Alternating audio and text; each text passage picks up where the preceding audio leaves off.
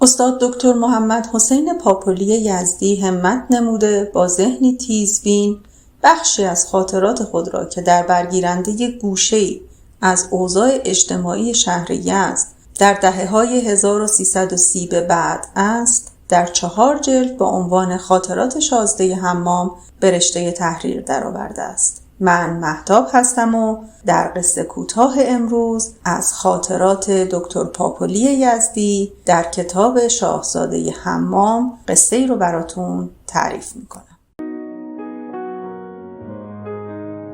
معصومه فاطمه جان که 4 خانه آن طرفتر از خانه ما زندگی میکرد پدرش مرده بود. از کنیه‌اش که به نام مادرش از معلوم می شود که وقتی او خیلی کوچک بوده پدرش مرده است. معصومه فاطمه جان و محمد علی فاطمه جان خواهر برادر بودند. فاطمه جان بیوه‌ای که 2 بچه داشت زن حسن آقا سراج شده بود که او هم زنش مرده بود و 4 تا بچه داشت. بچه‌های حسن آقا از بچه‌های فاطمه جان بزرگتر بودند و در خانه خودشان زندگی می‌کردند. با گذشت زمان بچه‌ها بزرگ و بزرگتر می‌شدند و فاطمه جان از ازدواجش با حسن آقا هم صاحب 2 دختر شد، خانمی و سکینه. فاطمه جان زندگی سختی داشت. حسن آقا خیلی خسیس بود. طوری خرید می‌کرد که وقتی خودش خانه نبود هیچ چیز از قند و چای و نخود و لوبیا و عدس و نفت در خانه نبود. فاطمه جان باید منتظر می‌ماند تا حسن آقا به خانه بیاید. او ظهرها در مغازش در بازار غذا می‌خورد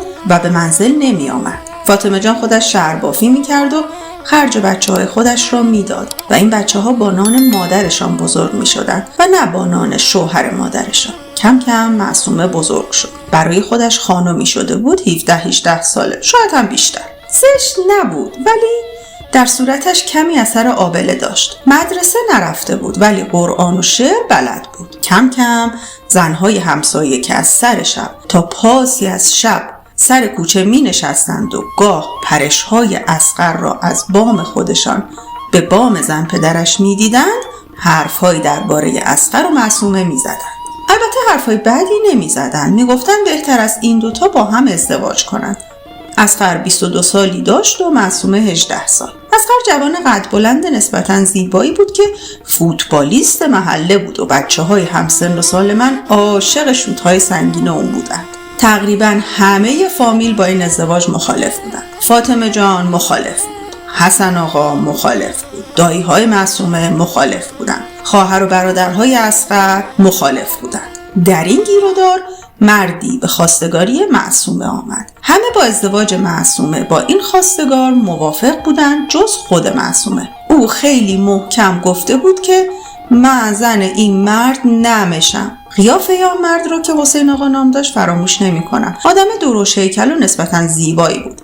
البته کارگر بود. همه زنهایی که سر کوچه می نشستند و من شبها برای آنها قصه می گفتند معصومه غلط کرده که گفته نمیخواد زن این مرد بشه. بعضی زنهای کوچه میگفتند دوره آخر از زمان شده. دخترها حالا پررو شدند و حرف میزنند و میگویند زن کی میخواهند بشوند، زن کی نمیخواهند بشوند، تا این که خواستگاری حسین آقا جدی شد و فشار روی معصومه برای قبول ازدواج جدی‌تر.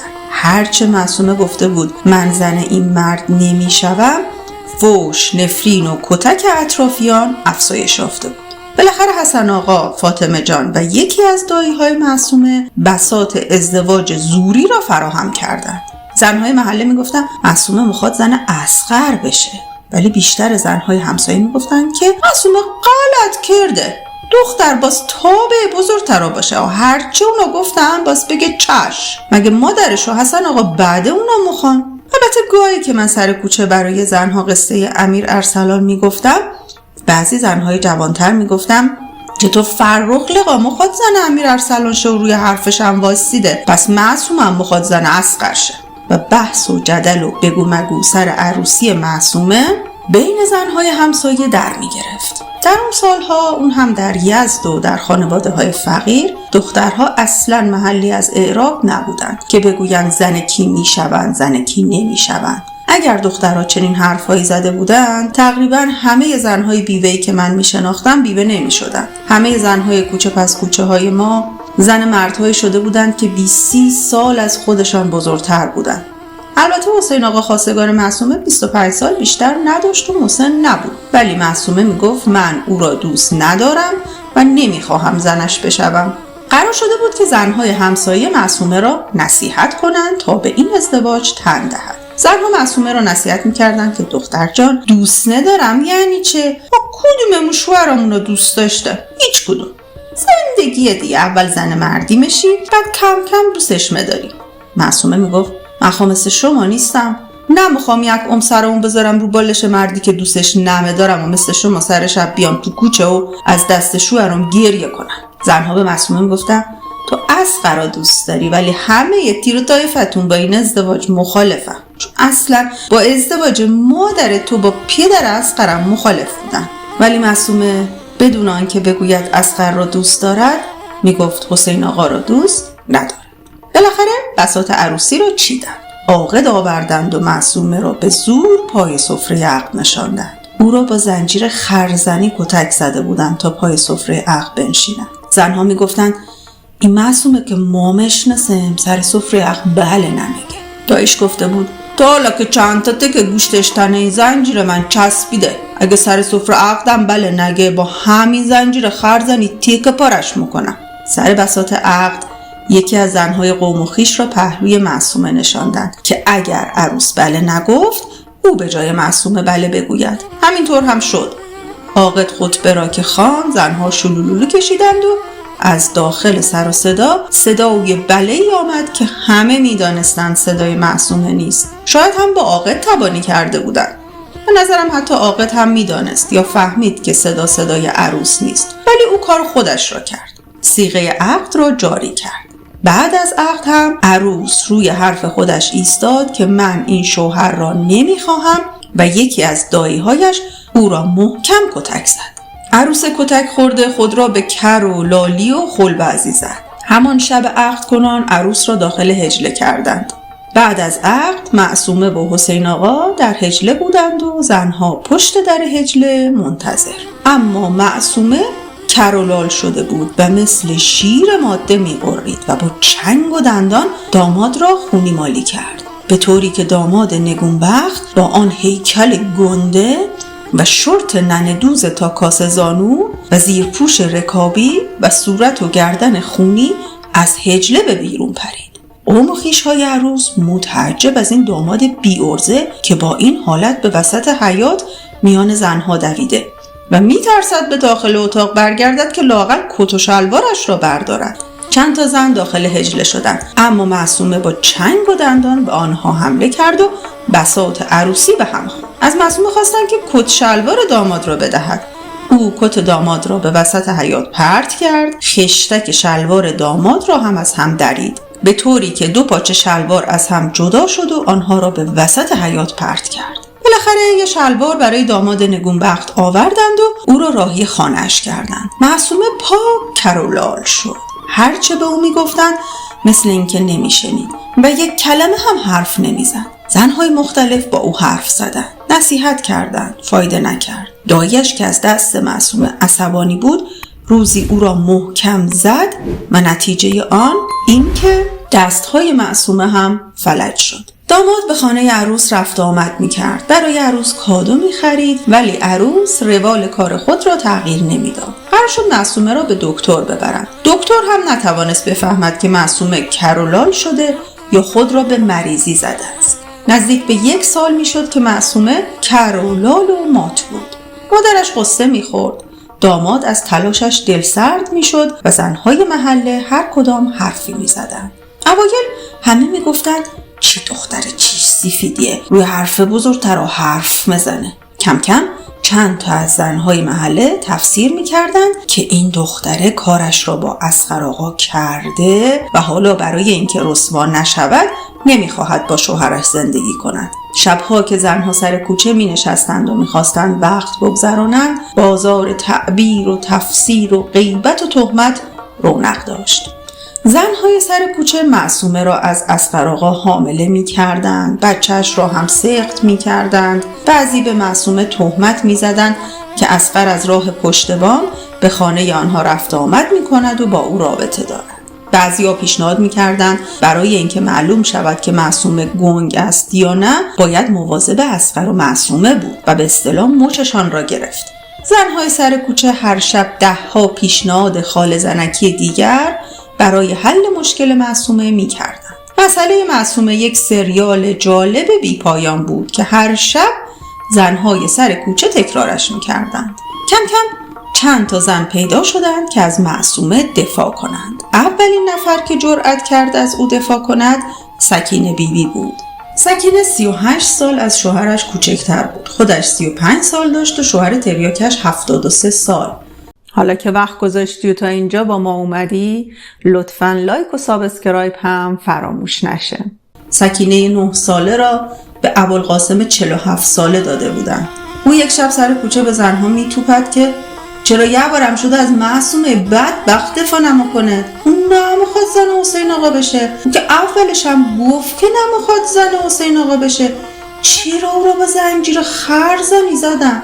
کاش منم اون موقع عروسیم بچه نبودم و عقلم مرسید و همین بساط رو در می آوردم و زن قاسم نمی شدم. این چه بدبختیه که حالا من در سن 35 سالگی با سیت و مرد 73 ساله تریاکی را تحمل کنم. سکینه داد زده بود شما خودتونا نگاه کنه 12 نفر سر کوچه نشستم 8 تامون شوهر ندارم 3 تامون هم که حداقل 30 سال از شوهرمون کوچکتر یه نفرمون هم سن و سال شوهرشه که اونم شوهرش رفته بمبئی کار کنه. اینم شد زندگی. بالاخره از شب دعوای سکینه با زنها شبها سر کوچه بحث در مورد ازدواج معصومه و اصولاً ازدواج‌های ناخواسته داغ بود.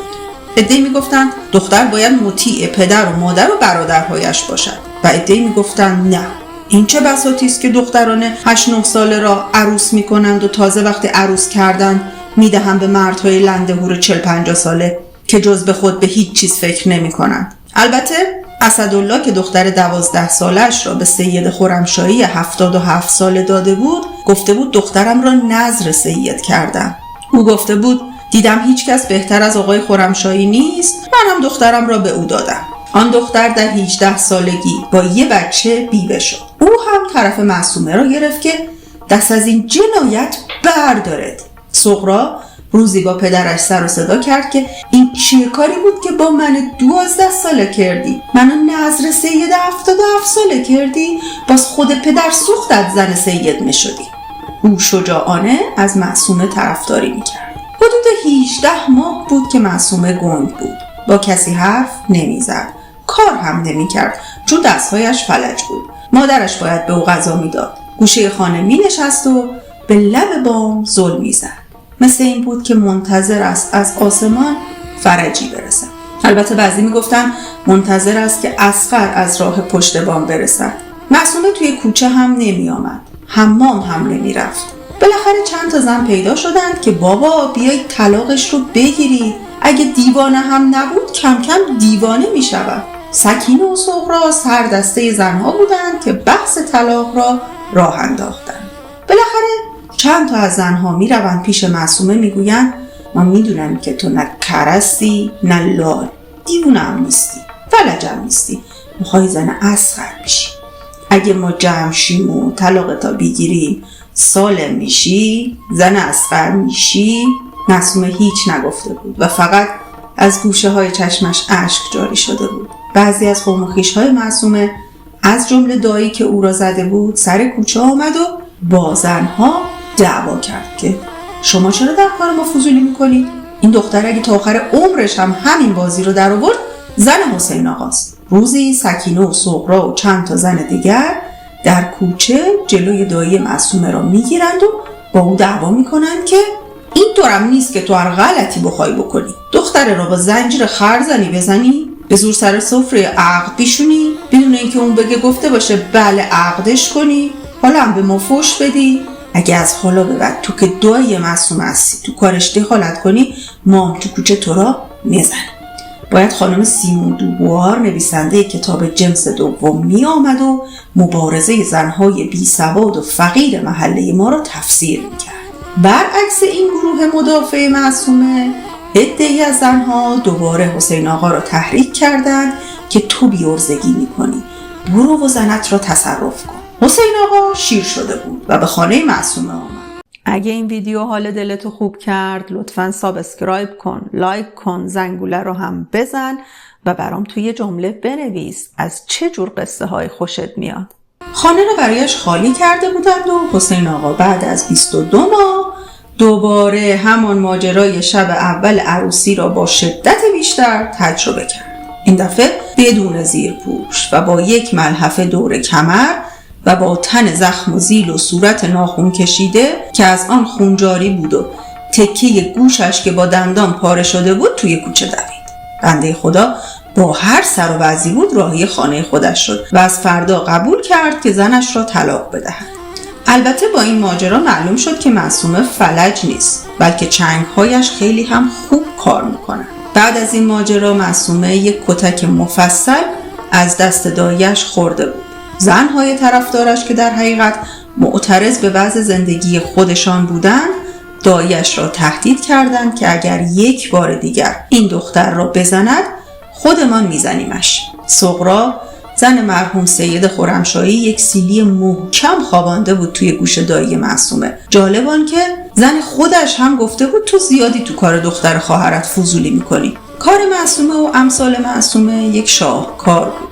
حتما در گذشته هم زنهای دیگری بودند که در این شرایط مقاومت کردند، اما کار معصومه هم کاری بود کارستان، به خصوص که کم کم مسئله از جنبه فردی در می آمد و جنبه اجتماعی به خود می گرفت. بحث معصومه از کوچه پس کوچه های ما به محله های دیگر کشید. زنهای 4 محله آن طرفتر می آمدن تا حال معصومه را بپرسند. در حقیقت آنها می آمدن تا سر و گوش یاب بدهند و کسی را که بیش از 2 سال بود بدون هیچ حرف و سر و صدایی با سکوتش اعتراضش را به گوش همه می رساند ببینند. بر همه مسلم بود که این دختر نه دیوانه است نه کرولال، بلکه عاشق شیدای اصغر است. البته معصومه، سکینه و صغرا و زنهای طرفدار آنها هیچ کدام سواد نداشتند و کتاب جنس دوم خانم دوبار را هم نخوانده بودند. آنها فمینیست نبودند ولی دنبال گرفتن ابتدایی ترین حق خود بودند.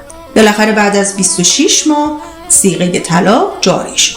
وقتی طلاق نامه را به دست معصومه دادند جلوی روی همه با صدای بلند گفته بود خدایا شکرت. معصومه از کرولالی در آمد. قبل از اینکه معصومه و مادرش از محضر به خانه برسند خبر حرف زدن معصومه به کوچه رسید. برادر کوچکترش از محضر سوار دوچرخه شده بود و خبر حرف زدن معصومه را مثل برق و باد به کوچه ها رساند. سکینه و صغرا، رقیه، بسه، بیبی رقیه، زنهای محله که همه عمر دچار بدبختی زندگی با مردانی بودند که دوست نداشتند به استقبال معصومه رفتند و زری جلوی پایش یک خروس کشت و گفت والا شطور نداشتم وگرنمو کشتم. حالا یک مرحله از کار انجام شده بود. معصومه از مردی که دوست نداشت طلاق گرفته بود. ولی حالا چگونه باید زن مردی شود که دوستش دارد ولی همه فامیلش با ازدواج آنها مخالفند؟ حدود 3 ماه هیچ کس هیچ نگفت. مسئله عده نگه داشتن بود. البته خبرگزاری سر کوچه اخبار خود را پخش می کرد. فلان روز، فلان ساعت، فلان دقیقه اصغر آقا از پشت بام خانهشان روی بام خانه زن پدرش پریده است. معصومه چه خورده است و چه کرده است؟ معصومه‌ای که بعد از 2 سال برای دومین بار جهت رفتن به محضر از خانه خارج شده بود حالا هر روز به بازار می رفت. پسر دایی بزرگش که بزراز بود برایش چند قواره پارچه آورده بود. داستانها شروع شد که پسر داییش هم خواستگار اوست. بالاخره معصومه و کارهایش زیر ذره بین بودند. روزی خواهر اصغر آقا که حدود 40 سالی داشت و اصلاً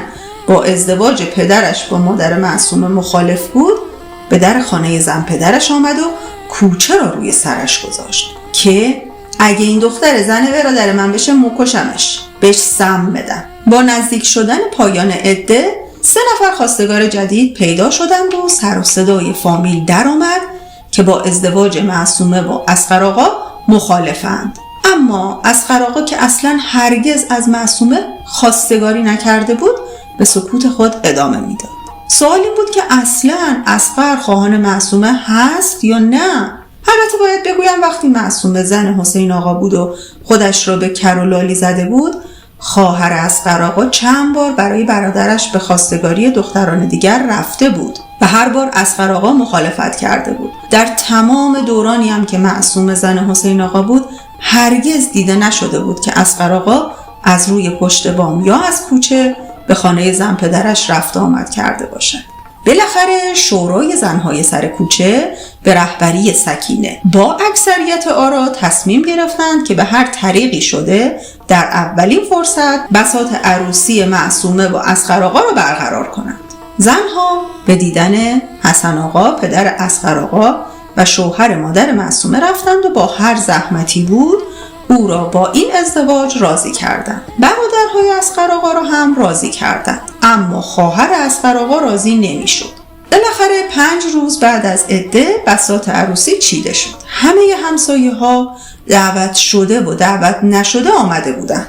زنها به پشت بام رفته بودند و من که 12-13 ساله شده بودم در عروسی کمک می‌کردم. زنهای محل عروس را حفه می‌کردند، یعنی با یک تکه نخ قرقره موهای صورتش را می‌کندند و کمی هم سرخاب سفیدابش می‌کردند. چند تا زن هم عربونه می‌زدند و بقیه هم می‌رقصیدند و می‌گفتند و می‌خندیدند.